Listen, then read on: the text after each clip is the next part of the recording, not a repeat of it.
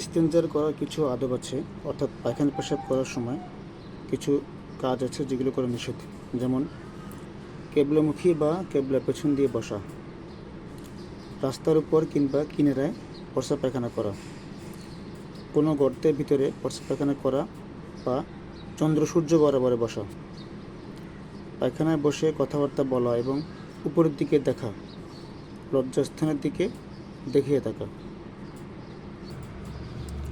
হাড় কিংবা কয়লা দিয়ে ঢিলে লওয়া, দাঁড়াইয়া বা হাঁটিয়ে হাঁটিয়ে প্রস্রাব করা, বিনা ওজরে পানিতে প্রস্রাব করা, ফলদার কিংবা ছায়াদার গাছের নিচে পায়খানা প্রস্রাব করা, গোসলখানায় পায়খানা প্রস্রাব করা। এজন্য আমাদের সবার উচিত পায়খানা প্রস্রাব করার সময় এই সমস্ত কাজ থেকে নিজেকে বিরত রাখা।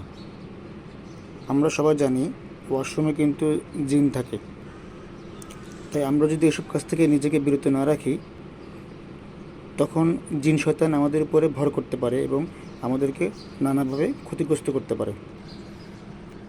আর সেজন্য আরেকটি ইম্পর্ট্যান্ট কাজ হচ্ছে পায়খানায় প্রবেশের পূর্বে দোয়া পড়ে নেওয়া এবং বাম পা দিয়ে প্রবেশ করা। আবার ঠিক একইভাবে পায়খানা শেষ করার পরে ডান পা দিয়ে বের হয়ে তারপর দোয়া পাঠ করা।